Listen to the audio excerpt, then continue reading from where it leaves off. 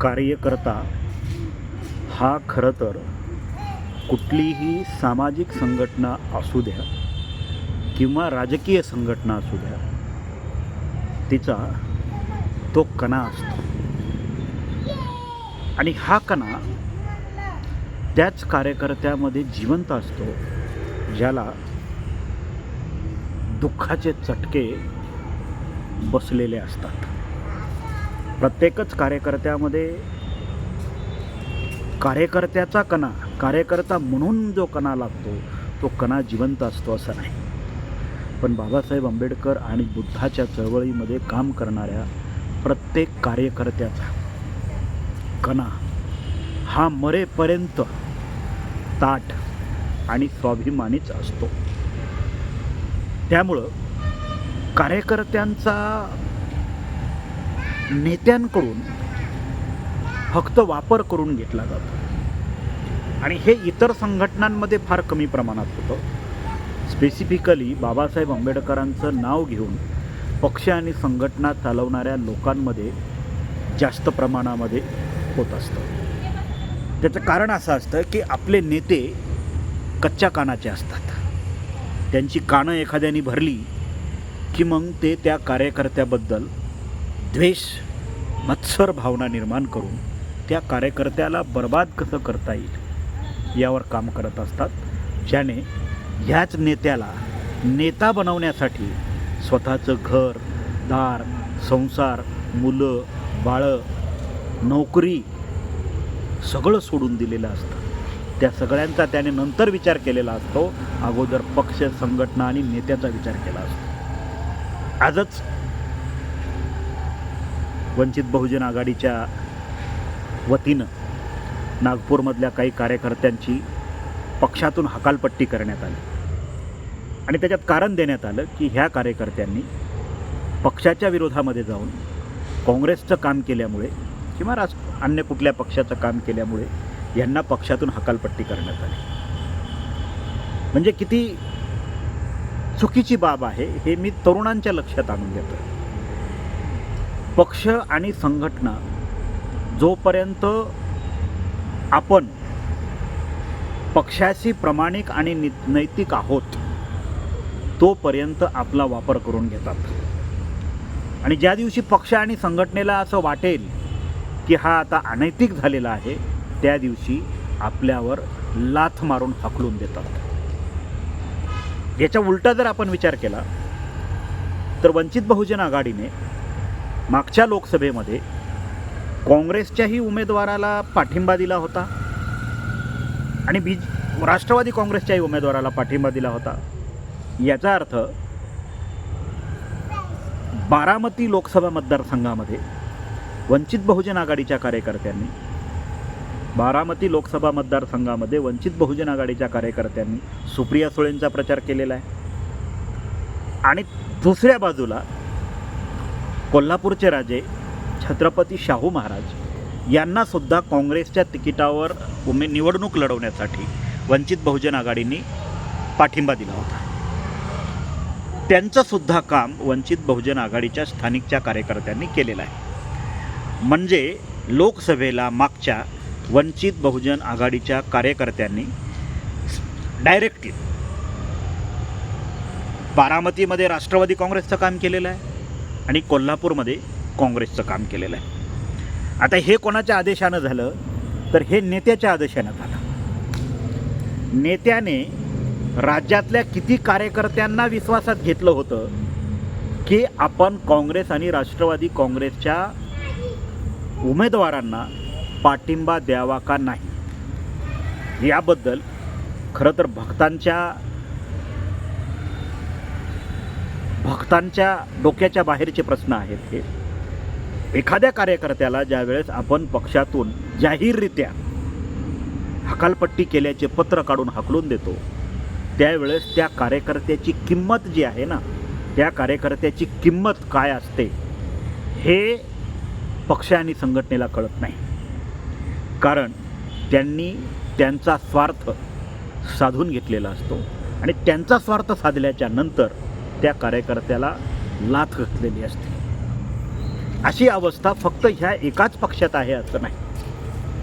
बुद्ध आणि बाबासाहेब आंबेडकरांची चळवळ सांगणाऱ्या, बुद्ध आणि बाबासाहेब आंबेडकरांचा वारसा सांगणाऱ्या, बुद्ध आणि बाबासाहेब आंबेडकरांची चळवळ जिवंत ठेवतोय आम्ही हे बोंबलून सांगणाऱ्या प्रत्येक पक्ष आणि संघटनेमध्ये आजही कार्यकर्त्याच्या 2 वेळच्या जेवणाचा सुद्धा प्रश्न ह्या नेत्यांनी मिटवला नाही. एकीकडे कार्यकर्त्याच्या जीवावर, कार्यकर्त्याच्या भरवशावर, कार्यकर्त्याच्या ताकदीवर, कार्यकर्त्याच्या जमा केलेल्या पैशावर पक्ष आणि संघटना मोठ्या करायच्या.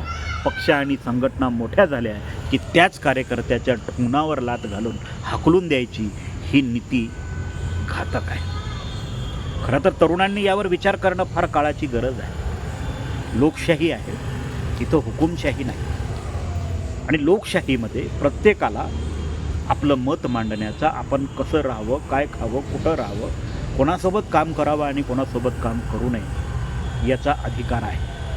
सर्वात महत्त्वाची बाब ही आहे की जो कार्यकर्ता आर्थिक सक्षम आहे, ज्या कार्यकर्त्याच्या मागे लोक आहेत, त्या कार्यकर्त्याला पक्षातून काढलं काय आणि नाही काढलं काय याचा काहीही फरक पडत नाही. पण खरंच ज्या कार्यकर्त्यांचं पोटच पक्षावर चालतं, पोटच संघटनेवर चालतं, त्याचं घरदार सगळा संसारच जर पक्षावर चालत असेल, संघटनेवर चालत असेल, तर अशा कार्यकर्त्यांवर फार मोठ्या प्रमाणामध्ये फरक पडतो. पक्ष आणि संघटनेनी त्यांच्यावर काढून टाकण्याची कारवाई करणं ही साधी गोष्ट नाही आहे. पक्ष हिटलरशाहीच्या दृष्टिकोनातून वाटचाल करत आहेत. डेमोक्रेसीला यांनी कधीच उद्ध्वस्त करून टाकलेलं आहे. महाराष्ट्रामध्ये बरेचसे बामसेफ BSPचे कार्यकर्ते आजही बऱ्याच मोठ्या प्रमाणात सापडतात, ज्यांचे 2 वेळच्या जेवणाचे सुद्धा प्रॉब्लेम्स आहेत. पण बाबासाहेब आंबेडकरांच्या विचाराशी नीतिमान असल्यामुळे ते पक्षाची गद्दारी करू शकत नाहीत. आजही वंचित बहुजन आघाडीचे सुद्धा बरेचशा कार्यकर्त्यांच्या 2 वेळच्या जेवणाचा सुद्धा प्रश्न त्यांच्या नेत्याला सोडवता आला नाही. अन्न, वस्त्र, निवारा, शिक्षण, आरोग्य ह्या गोष्टीवर काम करण्यासाठी आमच्या नेत्यांना वेळच नाही. आपला कार्यकर्ता काय खातो, कुठं राहतो, कसा राहतो, कोणासोबत राहतो, काय कुठं झोपतो, त्याला घर आहे का, दार आहे का, बायको आहे का, लेकरं आहेत का, त्याला संसार आहे का, का त्याचं 2 रुपये तरी उत्पन्न आहे का, ह्या बाबी कार्यकर्त्यांबद्दल नेत्यांना माहीत नसतात असं नाही. पण जाणीवपूर्वक तरुणांना उद्ध्वस्त करण्याचं काम वर्तमानामध्ये पक्ष आणि संघटनांच्या माध्यमातून चालू आहे. जे तरुण दिवस रात्र झटून पक्ष वाढवतात, संघटना वाढवतात, 4 लोकांच्या शिव्या खातात, 10 लोकांच्या घरी जाऊन पक्ष आणि संघटना वाढवण्यासाठी भिकाऱ्यासारखं दारामध्ये उभं राहून दान मागून आणतात, फंडिंग गोळा करतात, त्याच कार्यकर्त्याला ज्यावेळेस पक्षातून काढून टाकलं जातं ना, त्यावेळेस त्या कार्यकर्त्याची भावना ही एका मृत शरीरासारखी असते. त्याचं शरीर ज्या दिवशी त्याला पक्ष आणि संघटनेतून काढून टाकण्यात येतं, त्या दिवशी त्याचं शरीर एक मृत शरीर असतं, त्याच्याकडे पर्याय नसतात. पण तो सांगणार कोणाला? ज्याला सांगेल तो त्याच्याकडं त्याच नजरेनं पाहतो, ज्या नजरेनं पक्षश्रेष्ठी पाहतात. आणि पक्षश्रेष्ठींची पोटं भरलेली असतात. हो, कार्यकर्त्यांची पोटं भरलेली नसतात. कार्यकर्ते उपाशी पोटी काम करत असतात. पक्षश्रेष्ठींनी आपलं सगळं घरदार, संसार, बिल्डिंगा, गाड्या, घोड्या सगळ्या कमवून बसलेल्या असतात. आजही चळवळीत काम करणाऱ्या कार्यकर्त्याच्या सायकलीचा प्रश्न सोडा, मी म्हणतो 2 वेळच्या जेवणाचे सुद्धा प्रश्न निर्माण झालेले असतात. त्यामुळं एखाद्या पक्षातून, संघटनेतून एखाद्या कार्यकर्त्याला काढून टाकणं ही फार मोठी बाब नाही हो. पण तोच पक्ष वाढवण्यासाठी, तीच संघटना वाढवण्यासाठी, त्याच नेत्याला मोठं करण्यासाठी त्या कार्यकर्त्यांनी आपलं सगळं आयुष्य पणाला लावलेलं असतं. त्याच्या एखाद्या चुकीमुळं जर आपण असे निर्णय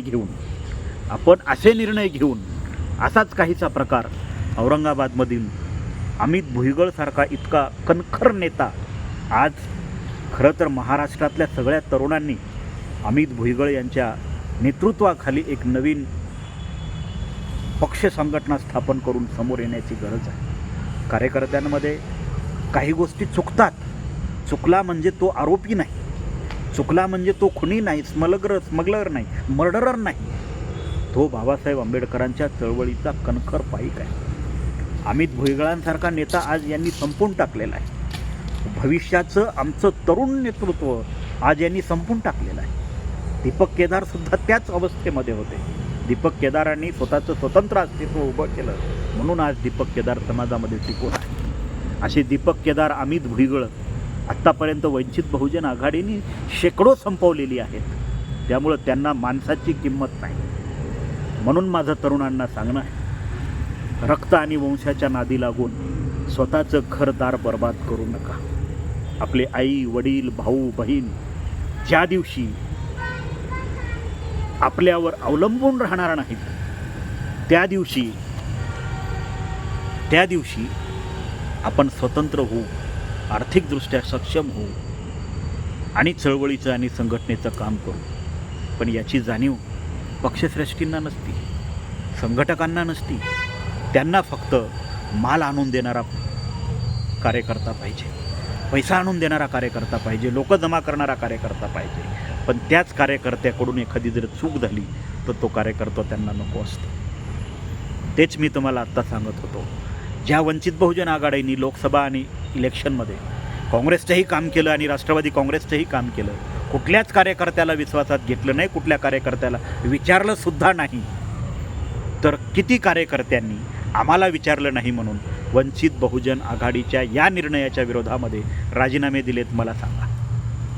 जर कार्यकर्ते इतके सहनशील असतील, कार्यकर्ते इतके प्रामाणिक असतील, तर नेत्यांनी सुद्धा कार्यकर्त्यांच्या चुका पचवायला शिकलं पाहिजे.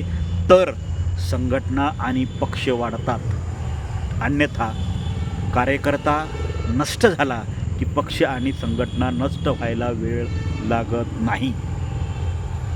कार्यकर्ता हा चळवळीचा आणि संघटनेचा कणा असतो, तो मोडायला वेळ लागत नाही. त्यामुळं चळवळ आणि पक्ष संघटना चालवत असताना कार्यकर्त्यांना जपा. नेहमीच त्याचा वापर करून फेकून देऊ नका. तो फेकून दिलेला कार्यकर्ता सुद्धा बाबासाहेब आंबेडकरांचा चळवळीतलाच एक भाग आहे. असे अनेक कार्यकर्ते भारिप बहुजन महासंघापासून आजपर्यंत वंचितनी फेकून दिलेले आहेत, उपयोग करून फेकून दिलेले आहेत. ज्यांच्यामध्ये आर्थिक बळ आणि सामर्थ्य होतं ते भीमराव केरामांसारखे उभे राहिलेले आहेत. पण ज्यांच्यामध्ये आर्थिक बळ आणि सामर्थ्य नव्हतं ते सुरेशदादा गायकवाडांसारखे आजही तिथेच आहेत जिथे 25 वर्षापूर्वी होते. मित्रांनो, मला सांगा, अशा संघटनांमध्ये आणि पक्षामध्ये काम का करावे ज्या पक्ष आणि संघटनेला कार्यकर्त्याच्या कामाची, गुणाची कदर आणि सन्मान नाही.